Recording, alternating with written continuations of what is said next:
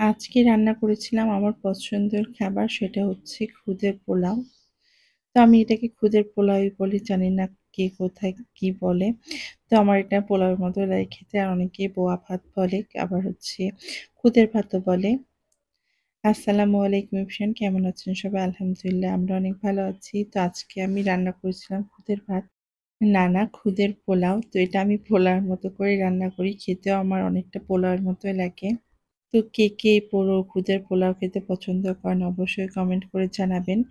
তো আমি হচ্ছে আজকে ৩ রকমের ভর্তা দিয়ে এটা খাবো। তো আমি হচ্ছে সুন্দরভাবে চালটাকে ভেজে নিচ্ছিলাম। তো যেভাবে পোলাও রান্না করে আমি চেষ্টা করি ওইভাবে রান্না করতে। আর খেতেও অনেক ভালো লাগে। আমার ভর্তা দিয়ে খেতে তো খুবই ভালো লাগে। তো আমি হচ্ছে এদিকে পানিটাও মেপে নিয়েছিলাম। যতটুকু চাল দিয়েছি সেই অনুযায়ী পানিটা আমি মেপে নিয়েছিলাম। আর এখানে চাল ভাজা হয়ে গেলে আমি রাইস কুকারে পানি গরম করতে দিয়েছিলাম, ওটাই দিয়ে দিব।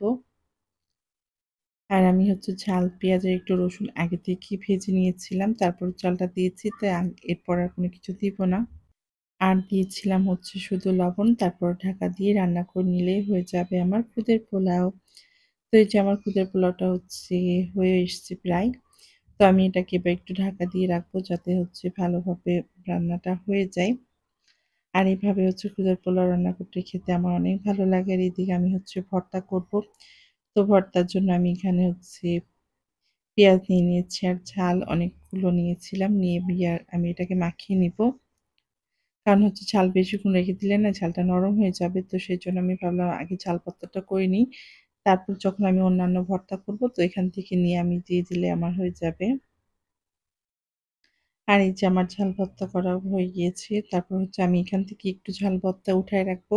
শুধু মানে ভাত দিয়ে খাওয়ার জন্য। আর যেটুকু আছে এটাকে আমি আলু ভর্তা আর টমেটো ভর্তা করার জন্য রেখে দিব। তো আমি হচ্ছে টমেটোগুলাকে ধুয়ে নিয়েছিলাম। তারপর ৪ ফালি করে তাওয়াতে একটু তেল দিয়ে আমি হচ্ছে এটাকে সিদ্ধ দিয়ে দিয়েছিলাম। আর উপর দিয়ে একটু লবণ দিয়ে দিয়েছি যাতে তাড়াতাড়ি সিদ্ধ হয়। তারপর আমি এই যে আবার এপাশ উল্টিয়ে দিচ্ছিলাম, উল্টিয়ে ভালোভাবে পুড়িয়ে নিয়েছিলাম। আর এই যে এখানে আমার হয়ে গিয়েছিল হচ্ছে সেদ্ধ। অনেক মজা হয়েছিল টমেটো ভর্তাটা। আর এদিকে আলু ভর্তাটা আমি করে নিয়েছি। তো এমন ভর্তা তো আমার কাছে অনেক ভালো লাগে। মানে আমার দেখলেই খাইতে ইচ্ছা হয় এরকম। তো হচ্ছে যেহেতু সামনে রোজা চলে আসছে আর খাওয়া হবে না রোজার ভিতর, তো ভাবলাম আজকেই রান্না করে খাই। তো কালকে অন্য কিছু রান্না করব, তো সেজন্য আজকে এটাকে রান্না করে খেয়ে নিব।